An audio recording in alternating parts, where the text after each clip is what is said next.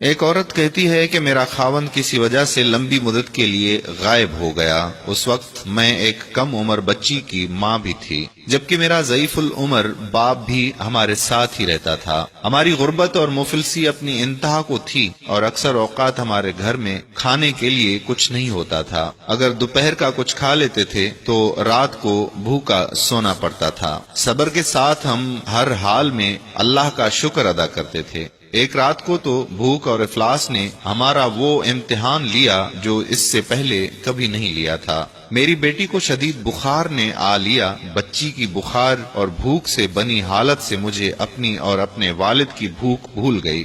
یہ سب سوچ کر میں اٹھی اور جا کر وضو کیا۔ واپس آ کر بچی کے ماتھے پر پانی سے بھیگی ہوئی پٹی رکھی اور اللہ کے حضور نماز کی ادائیگی کے لیے کھڑی ہو گئی۔ مختصر سی نماز پڑھنے کے بعد ہاتھ اٹھا کر بچی کے لیے دعا کی، اس کے ماتھے سے پٹی اتار کر دوبارہ پانی سے بھگو کر رکھی اور ایک بار پھر نماز کے لیے کھڑی ہو گئی۔ نماز کے بعد ایک بار پھر بارگاہ الہی میں دعا کے لیے ہاتھ اٹھائے، دعا سے فراغت پر پانی کی پٹی تبدیل کی اور دوبارہ نماز کے لیے کھڑی ہو گئی۔ اور یہ عمل میں نے کئی بار کیا۔ جب میں یہ سب کچھ بار بار دہرا رہی تھی تو کسی نے دروازہ کھٹکھٹایا۔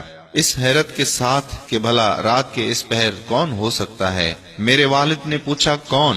جواب آیا کہ میں ڈاکٹر ہوں۔ میں اور میرا والد ہم دونوں ایک دوسرے کو حیرت سے دیکھ رہے تھے کہ اس کو کس نے بلایا۔ میرے والد نے جا کر دروازہ کھولا۔ ڈاکٹر نے آتے ہی پوچھا کہ مریضہ کدھر ہے، اور ہم نے سادگی سے بچی کی طرف اشارہ کر دیا۔ ڈاکٹر نے بچی کو چیک کیا، کاغذ پر ایک نسخہ لکھ کر میرے ہاتھ میں تھماتے ہوئے بولا کہ لائیے میری فیس دیجیے اور میں چلتا ہوں۔ میں نے آہستگی سے جواب دیا کہ ڈاکٹر صاحب، ہمارے پاس تو آپ کو دینے کے لیے فیس کے پیسے نہیں ہیں، بلکہ ہمارے پاس تو کچھ بھی نہیں ہے۔ میرا یہ جواب سنتے ہی ڈاکٹر جھلا اٹھا اور غصے سے تقریباً دھاڑتے ہوئے بولا کہ اگر فیس دینے کے لیے پیسے نہیں تھے تو مجھے آدھی رات کو فون کر کے کیوں بلایا تھا؟ کیوں مجھے اس طرح بے آرام کیا ہے تم لوگوں نے؟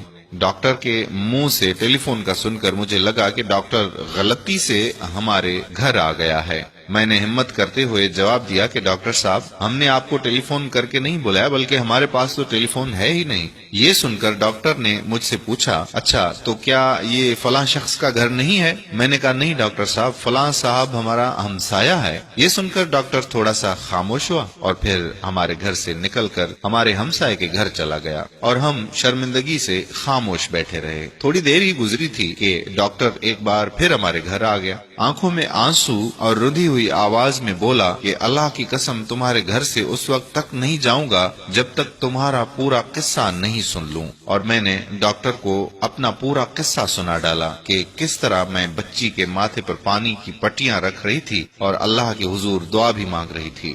ڈاکٹر جلدی سے اٹھ کر باہر چلا گیا اور کچھ دیر بعد ہمارے لیے رات کا کھانا اور بچی کے لیے دوائیں اور کچھ گھریلو ضروریات کے سامان کے ساتھ لوٹا۔ ساتھ ہی اس نے ہمیں بتایا کہ اس کی طرف سے ہر مہینے ایک تنخواہ ہمیں اس وقت تک ملتی رہے گی جب تک اللہ چاہے گا۔ جی ہاں، یہ اللہ پر بھروسے کی کہانی ہے۔ پیارا اسلام کے ممبرز، اگر آپ کو ہماری یہ تحریر پسند آئی تو شیئر ضرور کریں۔ آپ کے ایسے محبت کے ساتھ شیئر کرنے سے ہماری کافی حوصلہ افزائی ہوتی رہتی ہے۔ اگر زندگی نے وفا کی تو اگلی بار کچھ نئی دلچسپ معلومات لے کر آپ کی خدمت میں حاضر ہوں گے۔ تب تک کے لیے اجازت دیجیے۔ اللہ حافظ۔ السلام علیکم ورحمۃ اللہ وبرکاتہ۔